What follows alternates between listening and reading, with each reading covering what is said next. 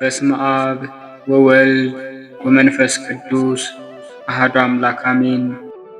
እንኳን ለእመቤታችን ለቅድስት ድንግል ማርያም ዓመታዊ ክብረ በዓል እንደዚሁም በዚህች ዕለት ታስበው ለሚውሉ ቅዱሳን ዓመታዊና ወርሃዊ በዓላቸው በሰላምና በጤና ደረሳችሁ።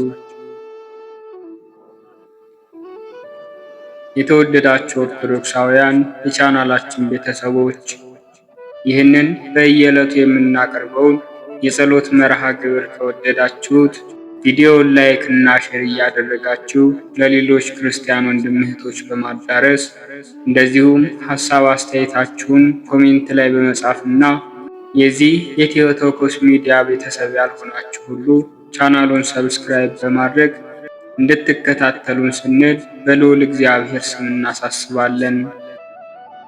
ከዚህ በመቀጠል በግንቦት 21 ቀን የሚጸለይ የእመቤታችን የቅድስት ድንግል ማርያምን የተአምሯን ዜና፣ የውዳሴዋን ጸሎት እንደዚሁም የዕለቱን ስንክሳር እንደሚከተለው እናሰማለን።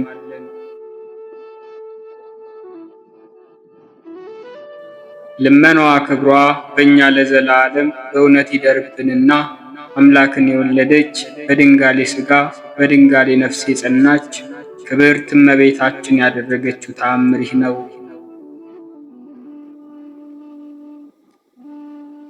በኒቅያ አገር በጎ ምግባር ያለው ስሙ ፊልጶስ የሚባል አንድ ባለጸጋ ነጋዴ ሰው ነበር። በብዙ ምጽዋት ጊዜ ለነዳያን ይራራ ነበር። ከዕለታት በአንዲት ቀን ለኔማ ብዙ ገንዘብ አለኝ ብሎ በልቡ አሰበ። ከዚህ ከኃላፊ ዓለም ተለይቼ ሳልሄድ አስቀድሞ ለጦም አዳሪዎችና ለድሆች ልሰጥ እወዳለሁ ብሎ አሰበ። ከሞትኩ በኋላ በእጄ አይደለ ሌሎች ገንዘቤን ቢሰጡ ምን ይረባኛል?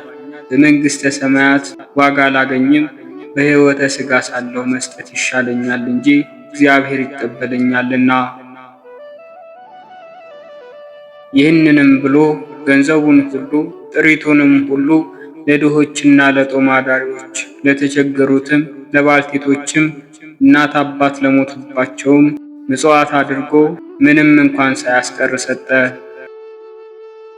ከዕለታት በአንድ ቀን ስሙ ሲላን የሚባለውን አንድ ነጋዴ ሰው አገኘ።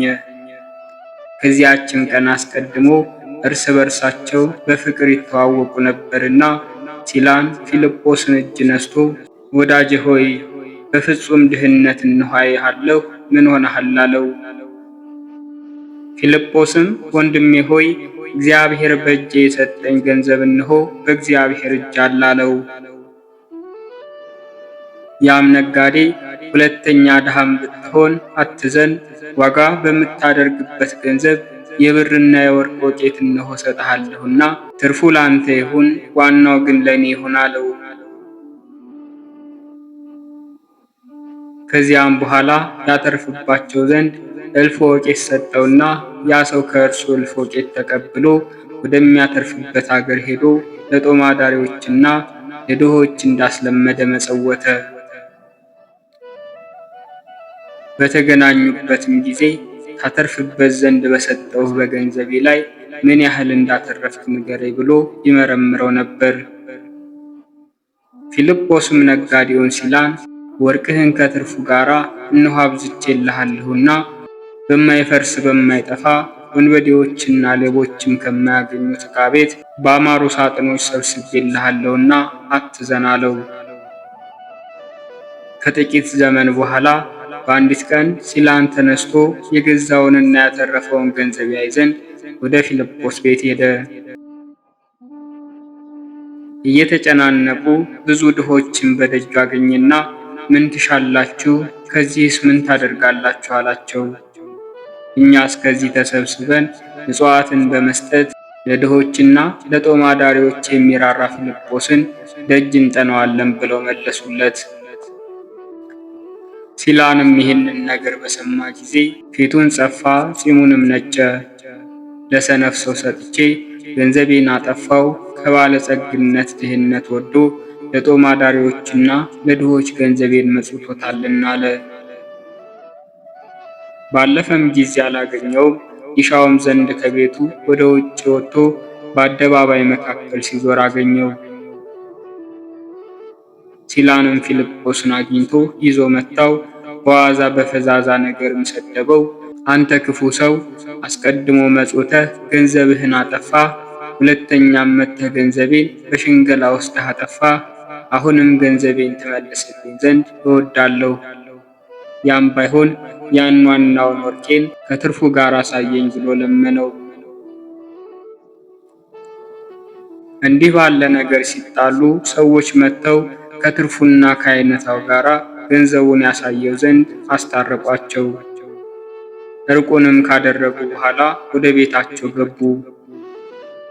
ሲላንም በማደሪያው ፊልጶስም የገንዘቡን ባለቤት ወዳጄ ሆይ እኔ ገንዘብህን አላጠፋሁምና ቀን ስጠኝ፣ ገንዘብህም ያለበትን ታውቅና ትቆጥርም ዘንድ ናላሳይህ። እርሱም ከውስጥ ፈጽሞ በተኛ ጊዜ የፍርድና ፍዳ የሚቀበልበት ቀን እንደደረሰ በራእይ ያሳየው። የፍርድና የቅጣት መሳሪያ ተዘጋጀ። መላእክትም በየወገናቸው፣ የክብር ባለቤት ጌታም በፍርድ አደባባይ፣ አጋንንትም ርቀው ቆሙ። የሰዎችን ነፍሳት በስቃይ ቦታ እያንዳንዱ ያቆማቸዋል። ከእነርሱም በብዙ ማስደንገጥ የሚይዙት አለ። በማስፈራራትና በማንቀጥቀጥም ነፍሳቸውን እያባነኑ የልቦናቸውንም ዕውቀት እያጠፉ አእምሮአቸውንም እንዳጡ ንስሮች ይጠልፏቸው ነበር። እንደ ክፉ አንበሳ በጋሉ የብረት ጥርሶች እያላመጡ እንደ እባቦችም እየነደፉ እንደ ዘንዶችም ይወጧቸው ነበር።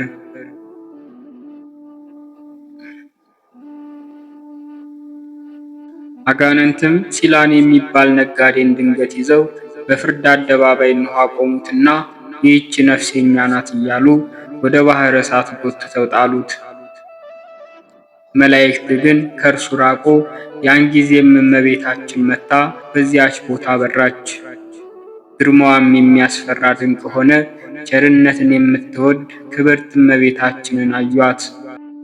አጋንንትም ከእርሷ ሸሹ።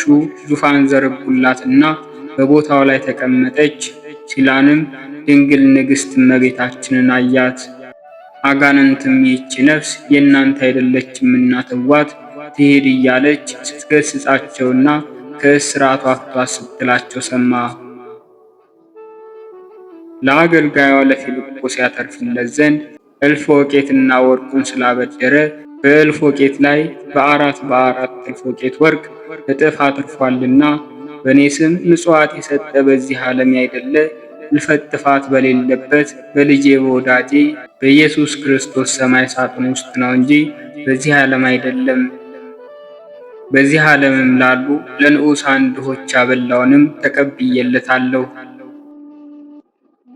ንግሥት እመቤታችንንም ወዶ በእጁ ምጽዋት የሰጠ አይደለም በትርፍ ከተበደረ ከሌላ ሰው ነው እንጂ ለድሆችና ለጦም አዳሪዎች የሰጠው ሌላ ሰው ነው አሏት። እመቤታችንም ብሩሃን መላእክትን ያንን ሰው ሄዳችሁ በውዴታ መጽውቶም ቢሆን ሳይወድም ቢሆን መርምሩ አለቻቸው።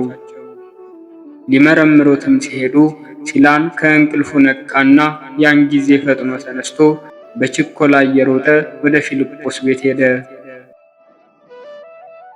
ወዳጄ ፊልጶስ ሆይ በአንተ እኔ እንሆ ደስ ብሎኛል፣ ስራህንም ሁሉ ከብዙ ወርቅና ብር ይልቅ ወድጄዋለሁ እያለ አሰምቶ ተናገረ። ምጽዋትህና ጸሎትህም ከእግዚአብሔር ፊት ከእመቤታችን ፊት እንሆ ደርሶልሃል። እርስ በርሳቸውም እጅ ተነሳሱ። ከዚህም በኋላ ሲላን ወደ ቤቱ ሄዶ ከሳጥኑ ውስጥ ቁጥር የሌለውን ወርቅና ብር አውጥቶ በእመቤታችን ስም ለጦም አዳሪዎችና ለድሆች ምጽዋትን ሰጠ። ቤተ ክርስቲያንንም ሰራላት።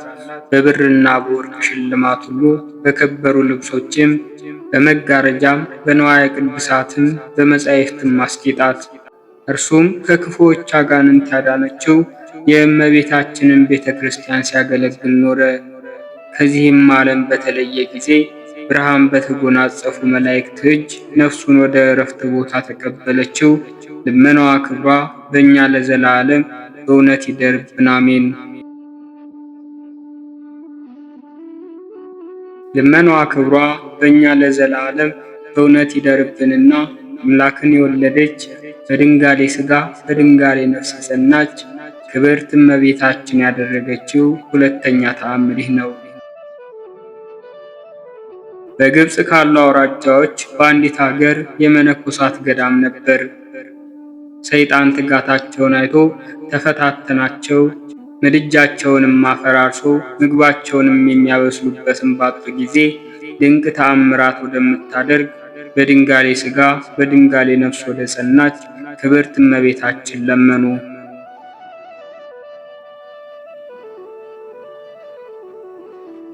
እርሷም ልመናቸውን ተቀብላ ምድጃችሁን ያፈረሰ ሰይጣን ነውና እንደ ባሪያ 12 ዓመት ይገዛላችሁ አለቻቸው። ከእንግዲህስ ወዲህ አትዘኑ፣ ከልጄ ከባህሪው በተገኘ ሥልጣን ሰይጣንን ትገዙት ዘንድ ስለ እናንተ ለምኜዋለሁና አለቻቸው። ስለዚህም ነገር ደስ አይበላችሁ፣ በአማላጅነቴ ኃይል ከዚህ የበለጠ ጸጋ በሰማያት ታገኛላችሁና። በዚያውስ ላይ ልጄ በከበረ ወንጌሉ ለደቀ መዛሙርቱ አጋንንት እንኳን ቢገዙላችሁ ስለዚህ ነገር ደስ አይበላችሁ፣ ስማችሁ በልበ ሥላሴ ታውቋልና በዚህ ደስ ይበላችሁ ብሏልና። ይህንን የወንጌል ቃል ለመፈጸም ድንቅ ተአምራት በምታደርግ በድንጋሌ ሥጋ በድንጋሌ ነፍስ በጸናች በክብርት እመቤታችን ኃይል ሰይጣን እንደ ባሪያ ተገዛላቸው። አስቀድመውም እርሱ ራሱ የሞላውን አፈር ከምድጃ ፈጥኖ ያወጣ ዘንድ አዘዙት። ሁለተኛም ይፈጨው ዘንድ አዘዙትና በፍጥነት ፈጭቶ ሰጣቸው። አብዝቶ ይፈጭ ነበር እንጂ እንደ ሰው መጠን አይደለም። ዳግመኛም እንጨት ይለቅም ዘንድ አዘዙትና 200 ሰዎች መሸከም የማይቻላቸውን ተሸክሞ በአንድ ጊዜ ያመጣላቸው። መነኮሳትም አይተው አምላክን የወለደች እመቤታችንን አደነቋት። ያንን ሰይጣን ግን ይህን ያክል ሸክም እንዴት ተቻለህ አሉት። እርሱ ግን ካልበቃችሁስ ልቦናቸው ያሰበውን እጨምር ዘንድ እዘዙኝ አላቸው። የዚያች አገር ሰዎችም እርስ በእርሳቸው ቀድሞስ በዚህ ሰይጣን ተፈትነን አዝነንም ነበር፣ ዛሬ ግን ደስ አለን፣ እመቤታችን እንደ ባሪያ ያገልግላችሁ ብላ ይህንን ሰይጣን ከሰጠችን ጀምሮ ከድካማችን ሁሉ አርፈናልና ተባባሉ። ሁለተኛም እነዚህ መነኮሳት ያንን ሰይጣን አሳ ያመጣላቸው ዘንድ አዘዙትና እርሱም ታዞ አሳ አንበሪ ያመጣላቸው። በዚህ አሳ አንበሪ ላይም ትልቅ መርከብ ከነጋዴዎች ጋራ ከዋናተኞችም ጋራ ቁጥር ከሌለው ከብዙ ሳጥናቸውም ጋር ነበር። ባህሩም የዓመት መንገድ ያህል ሰፊ ነበር። መርከቡንና አሳ አንበሪውን በላዩም ላይ ካሉ ሁሉ ጋር ይዞ ፈጥኖ አደረሰላቸው። እነዚህም መነኮሳት ባዩ ጊዜ ደንግጠው ይህንን ሥራ እንደምን ባለ ብለህ አሰራህ አሉት። እርሱም የወደዳችሁትን ትገዙ ዘንድ አመጣሁላችሁ፣ እናንተስ በአሳ ምክንያት አንዲት ሥራ አዛችሁኝ ነበር። እኔን ግን ወደ ወንድሞቼ ለመሄድ ትተውኝ ዘንድ ያላዘዛችሁኝን ብዙ ሥራ ሠራሁላችሁ አላቸው። እነዚህም መነኮሳት እመቤታችን እስከ 12 ዓመት ተገዛ ብላ ካዘዘች ሳትደርስ አንለቅህም አሉት። እነዚያም የመርከብ ሰዎች ጌታችሁ ላይደለ አስቀድሞ ለማታውቁት እንደምን ታዘዛችሁ አሏቸው። የመርከብም ሰዎች አእምሮአችንን አላወቅንም፣ ልቦናችንንም ሰውሮ ወደ እናንተ አንድ ጊዜ ያደረሰን እንጂ አሏቸው። እነዚህም መነኮሳት በእመቤታችን ኃይል መጣችሁ እንጂ ያመጣችሁ እርሱ በኃይሉ አይደለም። ለዚያም ሰይጣን ይህንን አታድንቁለት፣ ይገዛልን ዘንድ ይህንን ሰይጣን የሰጠችን የአርያም ንግሥት እመቤታችንን አድንቋት እንጂ ብለው መለሱላቸው። ቀድሞስ ማድ ቤታችንን በማፍረስ ሲፈታተነን ይኖር ነበር። ዛሬ ግን በእመቤታችን ኃይል የምንሻውን ሁሉ ያደርግልናል። እነዚህ አረማውያን የዚህን ነገር ተአምር ሰምተው ከኛ ሃይማኖት የእናንተ ሃይማኖት ይበልጣል፣ እኛንም ክርስቲያን እንሆን ዘንድ አጥምቁን አሉና በአብ በወልድ በመንፈስ ቅዱስ ስም አሳምነው አጠምቋቸው። በክብርት ሥላሴና ኃጢአትን በምታስተሰሪ በአንዲት ጥምቀት ማመንንም አስተማሯቸው።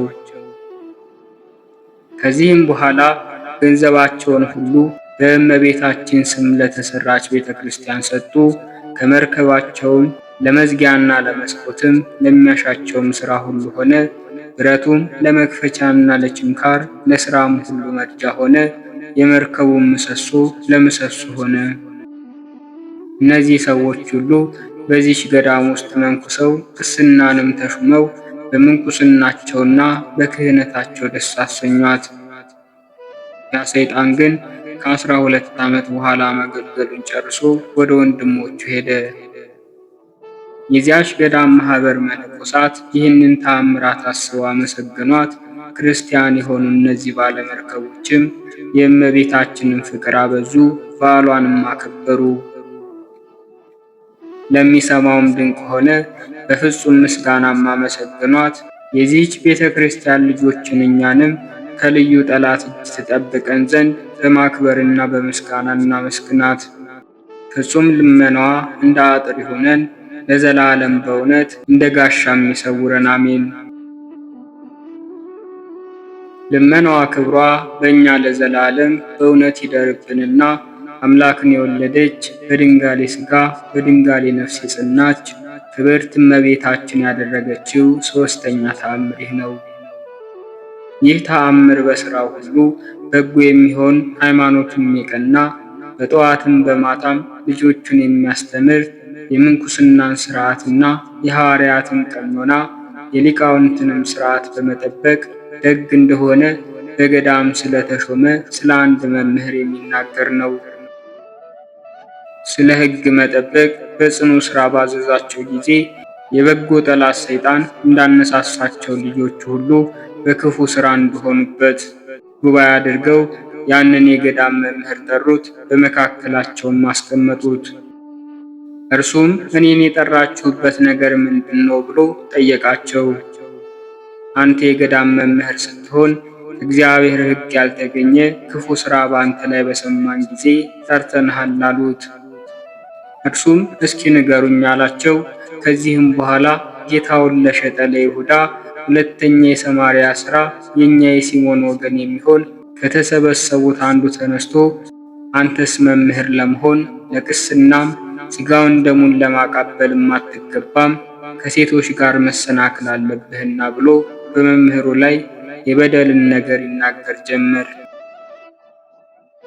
ያን ጊዜም ያ መምህር ተነስቶ በተሰበሰቡበት መካከል ቆሞ በእርሱ ላይ የስድብን ነገር የተናገረውን ይህንን ነገር የምትነግረኝ አንተ ብቻ ነህ ወይንስ በዚህ ነገር ከአንተ ጋር የገባ ሌላ ሰው አለ አለው። ያን ጊዜም አንዳንድ ቃል ተናጋሪ ሆነው የተሰበሰቡት ሁሉ ከኛ አንድ እንኳን በዚህ ነገር ያልተጨመረና አንድ ያልሆነ የለም ብለው መለሱለት። ያ ጊዜም ያ መምህር ጮሆ የተሰበሰቡትን አደረግክ የምትሉኝን ይህንን ነገር አድርገው ከሆነ ልቦናዬ ባወቀች ገንዘብ አምላክን የወለደች በድንጋሌ ሥጋ በድንጋሌ ነፍስ የጸናች ክብርት እመቤታችን በእኔና በእናንተ መካከል ትፍረድ አላቸው። በእኔም ላይ በዚህ ፀሐይ ፊት ተገልጾ የሚታይ የተአምራት ምልክት ታደርግብኝ።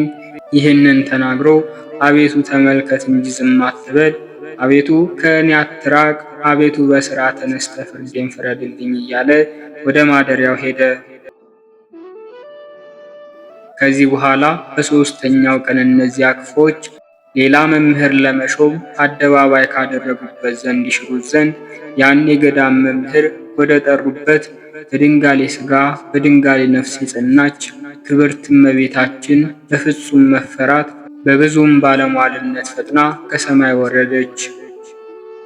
እነዚያም የተሰበሰቡትን እናንተ ሥራችሁ የከፋ በወዳጄ ላይ በልጄም ወዳጅ ላይ የስድብን ነገር የተናገራችሁ ሕግ ስለመጠበቅ ፈንታ ስላስተማሪያችሁ አገልጋይን ከጠላችሁትና ከናቃችሁትስ በእናንተ መካከል እፈርዳለሁ አለቻቸው።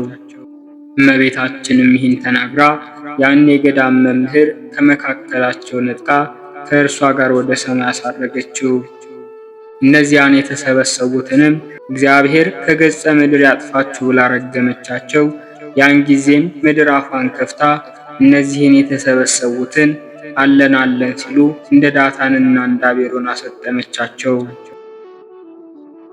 ንጽሕት ነፍስ ግን በድንጋሌ ሥጋ በድንጋሌ ነፍስ በጸናች የበጎ ድልብ በምትሆን በእመቤታችን ፍርድና አማላጅነት ድና በፍጹም ክብር ወደ መንግሥተ ሰማያት ገባች። ልመናዋ ክብሯም በእኛ ለዘላለም በእውነት ይደርብን፣ አሜን። በግንቦት 21 ቀን በዕለተ ዓርብ የሚጸለይ የእመቤታችን የውዳሴ ጸሎት። ከሴቶች ተለይተሽ የተባረክሽ ነሽ፣ የማኅፀንን ፍሬ የተባረከ ነው። ያለ ርኩሰት አምላክን የወለድሽ ድንግል ማርያም ሆይ እውነተኛ ፀሐይ ካንቺ ወጣልን፣ ጌታም ተወለደልን። በክንፈ ረድኤቱም አቀረበን፣ እርሱ ፈጥሮናልና። ቅድስት ሆይ ለምኝልን። አምላክን የወለድሽ እመቤታችን ሆይ የብርሃን እናት ነሽና አንቺን በክብር በምስጋና እናገንሻለን። የተባረክሽ አንቺ ከመላእክት ትበልጫለሽ፣ ከደቂቀ አዳምም ትበልጫለሽ፣ ከሐሳቦች ሁሉ ትበልጫለሽ። ገናናነትሽን መናገር የሚቻለው ማን ነው? አንቺን የሚመስል የለምና። ማርያም ሆይ መላእክት ያገኑሻል፣ ሱራፌልም ያመሰግኑሻል። በኪሩቤልና በሱራፌል ላይ አድሮ የሚኖር ጌታ መጥቶ በማኅፀንሽ አድሯልና። ሰውን የሚወድ ወደ እርሱ አቀረበን። ክብር ምስጋና ያለው እርሱ የእኛን ሞት ተቀብሎ የእርሱን ሕይወት ለእኛ ሰጠን። ቅድስት ሆይ ለምኝልን። የደናግል መመኪያቸው አምላክን የወለድሽ ድንግል ማርያም ሆይ የተባረክሽ ነሽ። የማኅፀንሽን ፍሬ የተባረከ ነው። ከዓለም በፊት የነበረ እርሱ ሰው ሆኗልና ከአንቺ የተወለደ ሥጋችንን ነሳ ተዋሃደ፣ መንፈስ ቅዱስንም ሰጠን። በቸርነቱ ብዛት መሳያዎቹ አደረገን። ጸጋንና ክብርን ከተቀበሉ ብዙ ሴቶች አንቺ ትበልጫለሽ። አምላክን የወለድሽ ማርያም ሆይ ልዑል እግዚአብሔር ያደረብሽ የከተመብሽ ረቂቅ ከተማ ነሽ። በኪሩቤልና በሱራፌል ላይ የሚኖረውን ጌታን በመሃል እጅሽ ይዘሽዋልና። በቸርነቱ ብዛት ሥጋዊ ፍጥረትን ሁሉ የሚመግብ እርሱ ጡትሽን ይዞ ጠባ። ይኸውም ሁሉን የሚያድን አምላካችን ነው። ለዘላለሙ ይጠብቀናል። እንሰግድለትና እናመሰግነው ዘንድ እርሱ ፈጥሮናልና። ቅድስት ሆይ ለምኝልን። ድንግል ማርያም የሽቱ መኖሪያና የሕይወት ውሃ ምንጭ ናት። የማኅፀኗ ፍሬ ሰውን ሁሉ አድኗልና ከእኛም እርግማንን አጠፋልን። በመካከላችንም ሆኖ በመስቀሉ አስታረቀን። በልዩ ትንሣኤውም ሰውን ዳግመኛ ወደ ገነት መለሰው። ቅድስት ሆይ ለምኝልን። ንጽሕት ድንግል ማርያም የታመነች አምላክን የወለደች ናት። ለሰዎች ልጆችም የምሕረት አማላጅ ናት። ኃጢአታችንን ያስተሰርይልን ዘንድ ወደ ልጅሽ ወደ ክርስቶስ ለምኝልን። ቅድስት ሆይ ለምኝልን።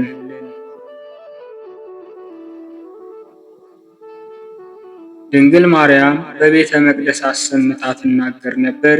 መልአኩ ቅድስት ድንግል ሆይ ሰላምታ ይገባሻል ብሎ አክብሮ ከነገረኝ ነገር በቀር ምንም ሌላ የማውቀው እንደሌለኝ እግዚአብሔር ያውቃል አለች።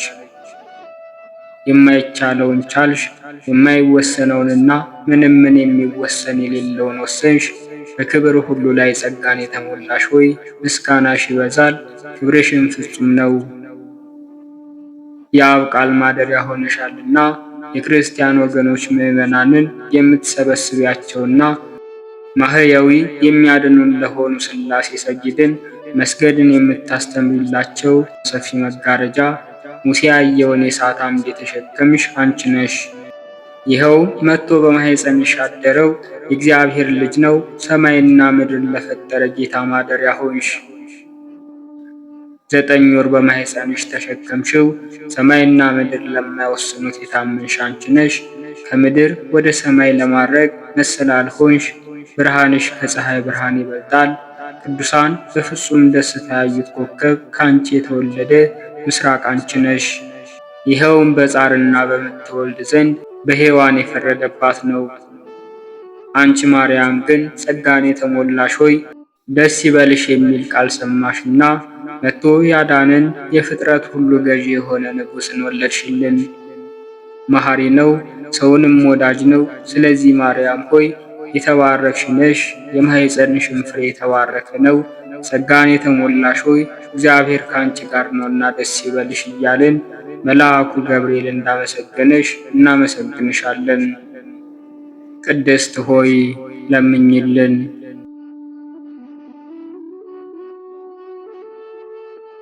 አንድ አምላክ በሆነ በአብ በወልድ በመንፈስ ቅዱስ ስም ግንቦት 21 በዚህች ዕለት አምላክን የወለደች እመቤታችን ቅድስት ድንግል ማርያም በደብረ ምጥማቅ በስሟ በተሰራች ቤተ ክርስቲያን ጉልላት ላይ በብርሃን መርከብ ተቀምጣ ፊቷ በግልጥ ስለመታየቱ የክርስቲያን ወገኖች ሁሉም ታላቅ በዓልን ያደርጋሉ። እርሷም በልጇ የመለኮት ብርሃን የተጎናጸፈች ናት። በዙሪያዋም የመላእክት ሰራዊት የመላእክት አለቆችም በየማዕረጋቸው ክንፋቸውን ዘርግተው ይቆሙ ነበር፣ ይጋርዷታልም። ሱራፌልም ማዕጠንታቸውን ይዘው ለንግሥናዋ ገናናነት ይሰግዳሉ። በስግደታቸውም እንደዚህ እያሉ ያመሰግኗታል። አብ በሰማይ ሆኖ ተመለከተ፣ እንዳንቺ ያለ አላገኘም። አንድ ልጁን ልኮ ካንቺ ሰው ሆነ። ሁለተኛም ሰማዕታት በየማዕረጋቸው ረቂቃን በሆኑ ፈረሶቻቸው ተቀምጠው እየመጡ መጀመሪያ ቅዱስ ጊዮርጊስ ከአምባ ላይ ፈረሱ ወርዶ ይሰግድላታል። እንደዚሁም ባልንጀሮቹ ሰማዕታት መጥተው ይሰግዱላታል። ከእርሱ በኋላ የሚመጣው በዱሪ ፈረስ የሚቀመጥ ይህ መርቆሬዎስ ነው። ከዚህም በኋላ ሰማዕታት ሁሉ በመከታተል መጥተው ይሰግዱላታል፣ ምስጋናንም ያቀርቡላታል። ሁለተኛም ደግሞ የጻድቃን አንድነታቸው መጥተው በፊቷ ሰግደው ይመለሳሉ። ሄሮድስ የገደላቸው ሕፃናትም መጥተው ይሰግዱላታል። በፊቷም እየዘለሉ አንዱ በአንዱ ላይ እየዘለለ በመተቃቀፍም ይጫወታሉ። የተሰበሰቡትን ባዩ ጊዜ ደስታ ይመላባቸዋል፣ በሰማይም ያሉ ይመስላቸው ነበር። እናትና አባትም የሞቱበት ቢኖር ወይንም ከዘመዶቹ ወይንም ባልንጀራው ቅድስት ድንግል እመቤቴ ሆይ እገሌን አሳይኝ ብሎ በለመናት ጊዜ ቀድሞ በነበረበት መልኩ ያን ጊዜ ታመጣዋለች። ደግሞ መሐረባቸውን ወደ ላይ ወረውሩላታል። የወደደችውንም በእጇ ተቀብላ መልሳ ትጥልላቸዋለች። ለበረከትም በየጥቂቱ ይካፈሉታል። እንደዚህም ባለ 5 ቀን ሁሉ ክርስቲያንም እስላሞችም አረማውያንም ያዩዋታል። ወደ ቤታቸውም ለመሄድ ሲሹ በፊቷ ሰግደው ይሰናበቷታል። እርሷም ትባርካቸውና ይመለሳሉ። ለእግዚአብሔር ምስጋና ይሁን። እኛንም አምላክን በወለደች በእመቤታችን በቅድስት ድንግል ማርያም አማላጅነት ይማረን፣ በረከቷም ከኛ ጋር ይኑር ለዘላለሙ አሜን። ዳግመኛም በዚህች ዕለት የከበረ አባት መርትያኖስ አረፈ። ይህም አባት በልጅነቱ ከአንድ ቅዱስ የሆነ አረጋዊ አባት ዘንድ መንኩሶ ታላቅ ገድልን ተጋደለ። ከዚህም በኋላ ሐመረ ኖኅ ወደምትባል በቂሳርያ ወዳለች ገዳም ሄደ። በዚያም እጅግ በጣም የበዛ ገድልን ተጋደለ። በጸሎት በጾምና በስግደትም በሌሊትና በመዓልትም በመትጋት እየተጋደለ 67 ዓመት ኖረ። ያን ጊዜ የገድሉና የትሩፋቱ ወሬ በቦታው ሁሉ ተሰማ። እነሆ አንዲት በክፉ ስራዋና በዝሙቷ የታወቀች ኃጢአተኛ መንዝራ ሲሰማች ጽድቁንና ቅድስናውን በመናገር የሚያመሰግኑትን እንደዚህ አለቻቸው። እናንተ ታመሰግኑታላችሁ፣ እርሱ የሚኖረው በዱር ነው፣ የሴት ገጽ ከቶ አያይም። እኔም ቢያይ ድንግልናውን አጥፍቼ ቅድስናውን ባረከስኩት ትምህርቱንም ባፈረስኩበት ነበር። እነርሱ ግን ጥንካሬውን ስለሚያውቁ ተከራከሯት። ስለዚህም በመካከላቸው ክርክር ሆነ። ሄጄ ከእኔ ጋር በኃጢአት ብጥለው ምን ትሰጡኛላችሁ አለቻቸውና ገንዘብ ሊሰጧት ተስማሙ። ያን ጊዜም ተነስታ ጌጦቿን፣ ልብሶቿንና ሽቶዎቿን ያዘች። መልኳም እጅግ ውብ ነበረች። ፊቷንም ተከናንባ ጨርቅ ለብሳ ወደ በዓቱ ሄደች። ልብሷንና ጌጦቿንም ለብቻቸው በከረጢት አስራ ያዘች።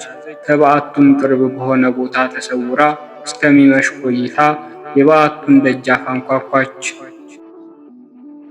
አራዊት እንዲበሉኝ በውጭ አትተወኝ፣ እኔ መጻተኛ ነኝና መንገድንም ተሳስቼ ወደዚህ ደረስኩ አለችው። እርሱም በልቡ አሰበ፣ በውጭ በተዋት አራዊት ይበላታል፣ ባስገባትም ስለ እርሷ ጦር በእኔ ላይ ይነሳብኛል አለ። ከዚህም በኋላ ከፈተላት። በዚያችን በዓት ውስጥ ትቷት ወደ ሌላ ቦታ ፈቀቅ አለ። እርሷ ግን ልብሶቿን ለብሳ ጌጦቿንም ተሸልማ ሽቶዎቿን ተቀብታ ወደ እርሱ ገባች። ከእርሷ ጋርም እንዲተኛ ፈልጋ ከዚህ ማንም የሚያየን የለም አለችው።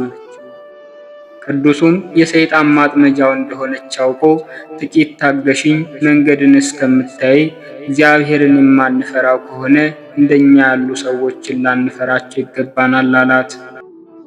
ይህንንም ብሎ ከእርሷ ዘንድ ወጣ።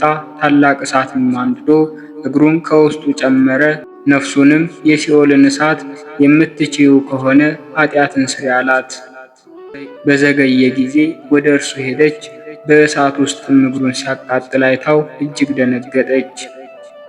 ከእሳትም ውስጥ ጎትታ አወጣችው። ልቧም ወደ ንስሐ ተመለሰ። ልብሷንና ጌጦቿን ከላይዋ ላይ አውጥታ ጣለች። ከእግሩ በታች ሰገደች። ስለ ነፍሷ ድህነትም እንዲረዳት ለመነችው። እርሱም ይህ ዓለም ፍላጎት ሁሉ ኃላፊ እንደሆነ ያስተምራትና ይመክራት፣ ልብ ያስደርጋትም ጀመር። እርሷም በጨከነ ልብ ንስሐ ገባች። ከዚህም በኋላ በአንድነት መኖር አግባብ አይደለም ብሎ ወደ ደናግል ገዳም ወሰዳት። ትጠብቃትም ዘንድ እመምኔቷን አደራ አላት።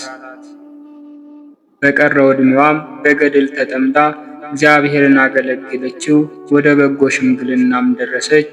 የመፈወስ ሀብትም አድሮባት ብዙዎችን በሽተኞች አዳነች።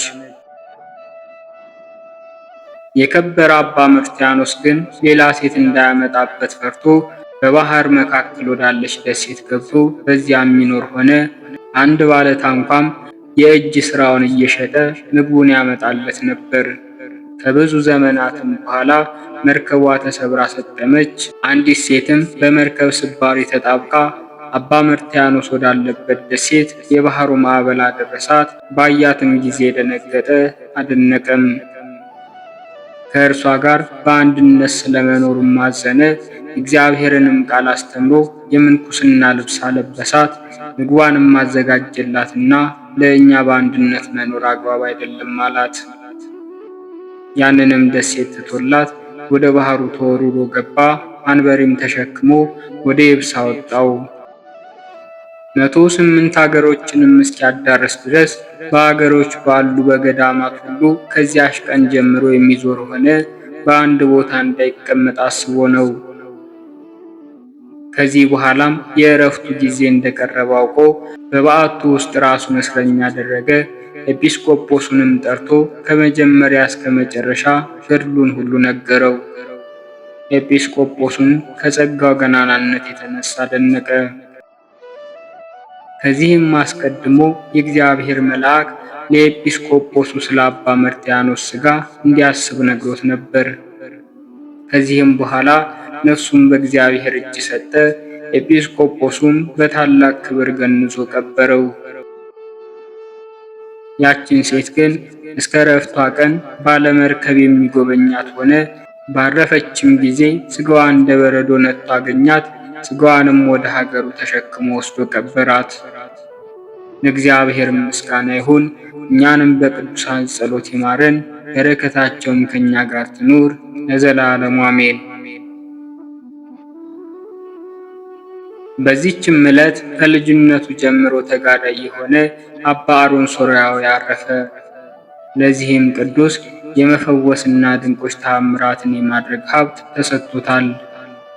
ይኸውም እንግዶች መነኮሳት ወደ እርሱ በመጡ ጊዜ የርግብ ግልገሎችን አብስሎ አቀረበላቸው። ሥጋ እንበላም ባሉት ጊዜ በላያቸው አማትቦ ርግቦችን አድኖ እንዲበሩ አደረጋቸው። ደግሞም በተራራ ላይ ገዳም ሠራ። ውሃው ከተራራው በታች የራቀ ነበረ። በጸለየና በእጁ ባማተበ ጊዜ ስቦ ከተራራው ላይ አወጣው። በአንዲት ቀንም ሰይጣን በክፋቱ ሊያጠፋው ወደ እርሱ መጣ። እርሱ ግን በላዩ ባደረ መንፈስ ቅዱስ ተንኮሉን አውቆ ነበርና ና ወደ በዓት ግባ አለው። በገባ ጊዜም በላዩ ዋሻውን ደፈነው። ታላቅ የቋጥኝ ደንጊያም ጫነበት። ሰይጣኑም አፈረ። ደግሞም ሁለተኛ የአካ አገረ ገዥ በሞተ ጊዜ በጸሎቱ አስነሳው። ደግሞም ውሃ የሚቀዳባቸውን 4 እንስራዎችን በአንበሳ እየጫነ በመውሰድ 10 ዓመት ያህል ኖረ። ከዚህም በኋላ ወደ ዘላለም ሕይወት ሄደ። እግዚአብሔር ምስጋና ይሁን።